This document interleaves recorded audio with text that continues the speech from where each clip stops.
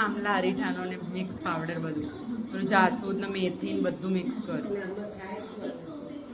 Silky થાય, hair growth થાય એટલે તો મેં તને કીધું તાર નાખવું હોય.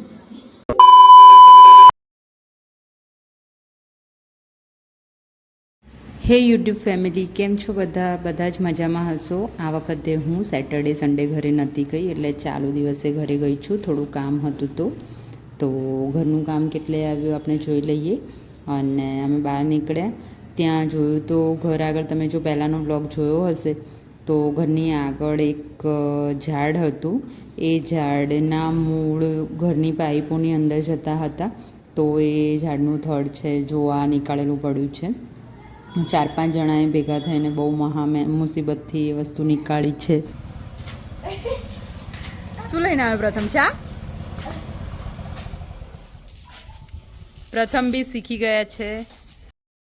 થી પણ થોડું ઘરનું કામ કેટલે આવ્યું જોઈ લઈએ છીએ. મોસ્ટ ઓફ ઘણું બધું પતી ગયું છે. લાગે છે કે દિવાળી પત્તા બધું ફિનિશ થઈ જશે. આ થોડું નાનું એક કબાટ કર્યું છે મેઇન રૂમની અંદર, અને રસોડાના તો પથ્થર પણ નખાઈ ગયા છે. અને આ ભાઈ સાફ કરી રહ્યા છે, તો લુક એકદમ અલગ જ આવશે જ્યારે બની જશે ત્યારે. અને હું તમને હોમ ટૂર પણ આપીશ. અને અત્યારે તો તમને એટલો બધો આઈડિયા નહીં આવે, કેમ કે ઘર હજુ અંડર કન્સ્ટ્રક્શન છે. એટલે કોઈ પણ વસ્તુ કન્સ્ટ્રક્શન ચાલુ હોય એટલે આપણને એટલો આઈડિયા ના આવે કે કેવું લાગશે ને કેવું નહીં. અને જુઓ ઘરની પાછળનું ઘાસ, અમુક ઝાડ અમુક સુકાઈ ગયા છે અને અમુક એકદમ ગ્રીન છે. તો ઉપર પણ આપણે જોઈ લઈશું કેટલે કામ આવ્યું છે. અને ઉપર જતાં પાછળ એક પપૈયાનું ઝાડ પણ છે. જો નાના નાના પપૈયા પણ આવેલા છે. અને તમારામાંથી કમેન્ટ કરજો કે તમને લોકોને કયા ફ્રૂટ્સ અને કયા શાકભાજી ભાવે છે. અહીંયા અમારે તો ઘણા બધા વેલા, જેમ કે દૂધીના, ગિલોડીના, એ બધી વસ્તુઓ ઘરે જ થતી હોય. ઓ મસ્ત છે નહીં? એટલે ઉપર નીચે અલગ લાગે ને બધું. નીચે આવું જ મસ્ત. અને અહીંયા જગ્યાઓ બધે વધારે લાગે છે. જોયું તમે? ના.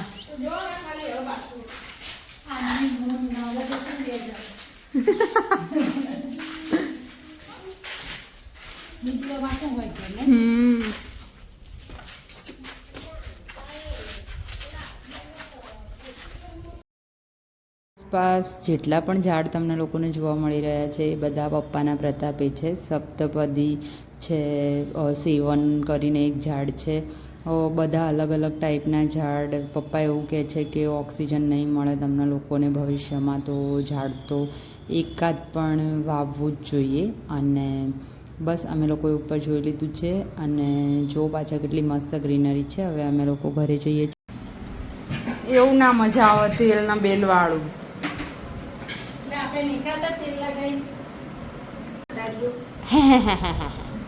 ચટણી કરે તો ખાઈ શકીએ ને પ્રથમે અમે તો આમ હલકા બાદ પણ લસણ મરચાં ચટણી જ બનાવી. બધાએ રોટલી મેં ડોળી ઉતારી લાવો.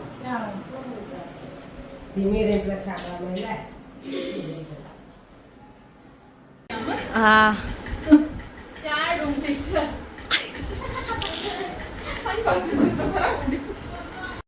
અમે લોકોએ જમી લીધું છે. અને કાકા લોકો ડીસા રહે છે, તો ડીસા જવા માટે જમ્યા પછી એમને રાત્રે નીકળવાનું હતું, કેમ કે એમને સવારની નોકરી પર જવાનું હોય છે થરાદ. તો એટલા વાગે ના પહોંચી વળે, તો કાકા અહીંયા ગાડી સાફ કરી રહ્યા છે. અને પ્રથમ ગેસની બોટલ અંદર મૂકી રહ્યો છે.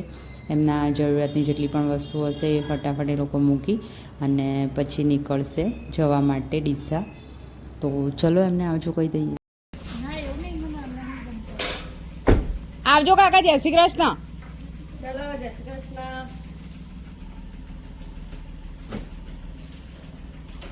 આવજો.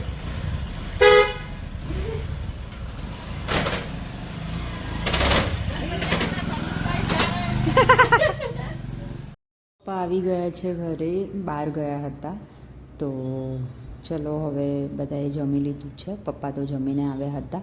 અને અહીંયા આગળ આસ્થા એનું બધું કલેક્શન, એના ચણિયા ચોળી અને ડ્રેસીસ ને બધું મને બતાવતી હતી કે મેં આ વખતે આ બધું નક્કી કર્યું છે પહેરવાનું ને બધું. તો અમે લોકો આરામથી બેઠા બેઠા વાત કરી રહ્યા છીએ. અને ટ્યુબલાઇટમાં એટલું કોમેડી થયું છે. હાફ ટ્યુબલાઇટ ચાલુ છે અને હાફવાળી ઉડી ગઈ છે. અમારી લોકોની આજે જ નજર પડી હતી. અને બીજા દિવસની સવાર થઈ ગઈ છે. ત્યાં આગળ બેસીને આરામથી મગફળી ખાઈ રહી છે, કેમ કે એને છે ઉપવાસ. અને ચલો, મેં સાફ સફાઈનું બધું કામ કરી લીધું છે, તો હવે હું પણ મારી જે કામથી આવી છું એ ચણિયા ચોળીને બધું લેવા માટે જ આવી છું. અહીંયાથી મારે અમદાવાદ લઈ જવાનું છે, તો આ બધું વેરવિખેર કરીને રાખ્યું છે. જોઈ લઉં કઈ કઈ પેર થશે અને કઈ નહીં, તો એ બધું ક્લિયર કરીને પછી હું લઈ જવાની છું. ગુડ મોર્નિંગ મિત્રો. એકચ્યુઅલમાં ગુડ મોર્નિંગ નથી, વાગી ગયા છે 12:30. પણ હું આજે એક હેર માસ્ક ટ્રાય કરવાની છું, તો થયું કે તમારા લોકો સાથે પણ શેર કરી લઉં. તો એના માટે પહેલાં તો મેં હેર વોશ કરી લીધા છે, કેમ કે મારા હેર વોશ કરે ઘણો બધો ટાઈમ થયો છે. તમે જ્યારે પણ કોઈ હેર માસ્ક એપ્લાય કરો ત્યારે હેર વોશ કરેલા એકાદ દિવસ હોય તો ચાલે, પણ મારે 4-5 દિવસ પહેલાંના હેર વોશ કરેલા હતા, તો મેં હેર વોશ કરી લીધા છે. અને સુકાશે પછી હું હેર માસ્ક ટ્રાય કરવાની છું. એના માટે જો હું તમને બતાવી દઉં. સૌથી પહેલાં મેં લઈ લીધું છે આ આમલા, અરીઠા અને સિક્કાકાઈનો પાવડર. બજારમાં તૈયાર મળે જ છે, તમે લાવીને ડાયરેક્ટ આ રીતે પેસ્ટ, મેં પાણીમાં જ એને મિક્સ કર્યું હતું અને આ રીતે એક નોર્મલ કન્સિસ્ટન્સીવાળી પેસ્ટ બનાવી લીધી હતી, બરાબર. અને આ છે જાસૂદના પાન, કલોંજી અને મેથી. જો દેખાય જ છે, હા. તો 3 ઇન્ગ્રીડિયન્ટ એવા છે કે તમે લોકો એના પર્ટિક્યુલર સિંગલના પણ યુઝ જોશો તો 3 વાળના ગ્રોથ માટે અને હેર માટે એટલા સારા છે કે હું એના પિક્ચર તમને એવું હશે તો સાઈડમાં મૂકી દઈશ. એના હેર ગ્રોથના મતલબ કેટલા યુઝ હોય છે, કેમ કે એમાં મિનરલ્સ, ન્યુટ્રિયન્ટ્સ, વિટામિન સી, બધી જ વસ્તુઓ બેનિફિટ. મેથી છે, મેથી ડેન્ડ્રફમાં હેલ્પ કરે છે, હેર ગ્રોથ ઇમ્પ્રુવમેન્ટ કરે છે. બધી જ વસ્તુઓ તમને એકદમ હેલ્પ કરશે તમારા હેરના ગ્રોથ માટે, અને તમારા હેરનું ટેક્સચર પણ સુધારશે. મારા તો થોડા રફ એન્ડ ડ્રાય છે, તો તમને હું અપ્લાય કઈ રીતે કરવાનું એ પણ બતાવીશ. અને અપ્લાય કર્યા પછી, હેર વોશ કર્યા પછી શું રિઝલ્ટ છે એ પણ તમારી જોડે શેર કરીશ.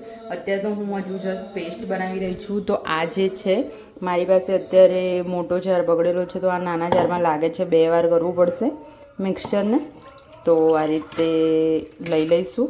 ઓકે, આવી ગયું છે એક જ વારમાં. આ રીતે પાણીથી મેં ઓવરનાઇટ મિક્સ કરીને રાખ્યું હતું. મેં જો મેથી દાણા કેટલા ફૂલી ગયા છે, એકદમ સરસ ફૂલી ગયા છે. તો એને આપણે મિક્સરમાં ગ્રાઇન્ડ કરી લઈએ અને આ સોલ્યુશનમાં મિક્સ કરી લઈએ. તો બન્યા રહેજો બ્લોગમાં.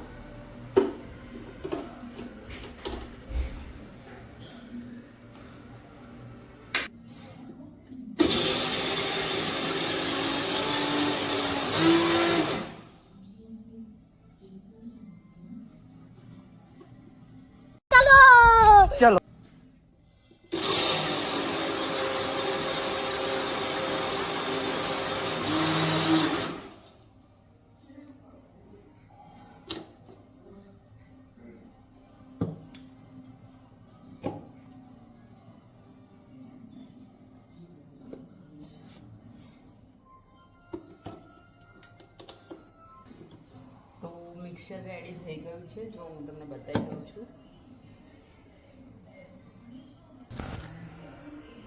જો એકદમ સ્મૂથ પેસ્ટ બની ગઈ છે. એને આપણે મિક્સ કરી દેવાની છે આમલા અરીઠાવાળા મિક્સરમાં. બહુ થીક છે, હું મિક્સ કરીને પછી તમને બતાવું છું.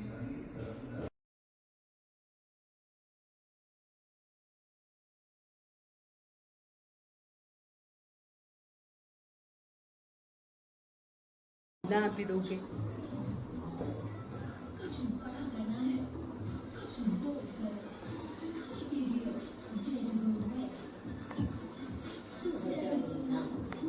આમલા અરીઠાનો ને મિક્સ પાવડર બધું જાસૂદ ને મેથી ને બધું મિક્સ કર. સિલ્કી થાય, હેર ગ્રોથ થાય, એટલે તો મેં તને કીધું તાર નાખવું હોય. આ રીતે પાર્ટીશન કરીને તમારે રૂટ્સ પર અપ્લાય કરવાનો છે માસ્ક. અને તમને જેટલી કન્સિસ્ટન્સી ફાવે, એટલે કે એકદમ નીતરી ના જાય વાળમાંથી, એ રીતે વધારે નહીં જાડું કે નહીં પાતળું, મેં તમને બતાવ્યું એ રીતે તમે પેસ્ટની કન્સિસ્ટન્સી રાખી શકો છો. અને આ રીતે રૂટ્સ અને ટોટલ લેન્થ બધા પર અપ્લાય કરવાનું છે અને 45 જેટલી મિનિટ રાખવાનું છે. અને નાખ્યા પછી તમારે પંખા નીચે કે એમ ગરમી હોય તો બેસતા હો તો શાવર કેપ કે પછી પ્લાસ્ટિકની પોલિથીન જે પણ તમારા જોડે અવેલેબલ હોય એ તમે લોકો બાંધી દેજો. એટલે શું કોઈ પણ હેર માસ્ક લગાવો તો હેરને ડ્રાય નહીં થવા દેવાના. અને 40-45 મિનિટ સુધી એને રાખી અને પછી તમે વાળને ધોઈ શકો છો, બરાબર. અને જ્યારે પણ તમે હેર માસ્ક યુઝ કરતા હોવ ત્યારે એની પહેલાં હેરમાં કોઈ સીરમ કે કંઈ પણ અપ્લાય કરવાનું નથી. બસ એકદમ રો હોવા જોઈએ, એકદમ ચોખ્ખા હોવા જોઈએ આપણા વાળ, અને એવા જ વાળમાં અપ્લાય કરવાનું છે. આ રીતે પછી તમે તમારી ટોટલ લેન્થમાં કોઈ હોય તમારી જોડે તો તમે એમના જોડે પણ નખાઈ શકો છો. હું તો આ રીતે જાતે જ મિરરમાં જોઈને નાખી શકું. તો આ રીતે માસ્ક લગાવીને શાવર કેપ પહેરી લેવાની છે. મારી પાસે નહોતી તો મેં આ એક પ્લાસ્ટિકની પોલિથીન લગાવી લીધી હતી અને 45થી 50 મિનિટ જેવું થઈ ગયું છે. તો હવે આપણે એને સાદા પાણીથી વોશ કરી દઈશું. તો ચલો ધોયા પછી હું કોઈ પણ પ્રોસેસ હોય હેર માટે, સ્કિન માટે કે લાઈફમાં પણ તમે કંઈ પણ કામ કરતા હોય તો દરેક વસ્તુ ધીરજથી જ થાય છે. તો આરામથી ધીમે ધીમે તમે આ રીતે હેરને ડિટેંગલ કરી અને ધીમે ધીમે ખાલી પાણીથી જ ધોવાના છે. કોઈ પણ શેમ્પૂ ને કંઈ અપ્લાય કરવાનું નથી, કેમ કે આપણે જે વસ્તુઓ માથામાં નાખી હતી એ ઓલરેડી બહુ બેનિફિશિયલ છે આપણા હેર માટે. તો આરામથી જ્યાં સુધી ટ્રાય કરવાનો છે. મેથીને આપણે ક્રશ કરી હતી એટલે ફટાફટ નીકળી તો જશે જ, પણ તો પણ ધીમે ધીમે ટાઈમ લઈને એકદમ પ્રોસેસમાં ઇન્ટરેસ્ટ રાખીને કામ કરવાનું છે. તો તમને રિઝલ્ટ જરૂરથી મળશે.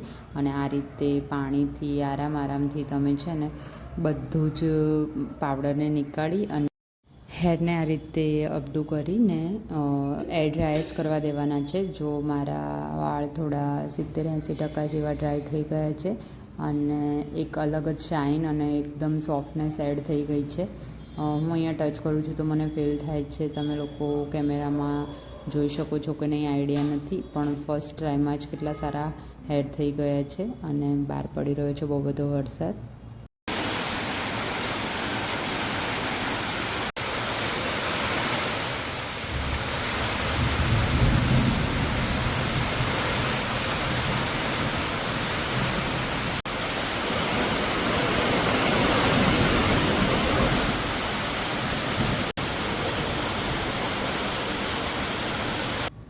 તો આ જ રીતે સપોર્ટ કરતા રહેજો. હું તમને કોઈ હોમ રેમેડીઝ અને મારા ડેઇલી બ્લોગ આવતા રહેશે. Thank you for supporting. Keep watching. Subscribe કરજો, લાઈક કરજો અને શેર કરજો. આજના બ્લોગમાં આટલું જ. જય શ્રી કૃષ્ણ મિત્રો. Bye bye.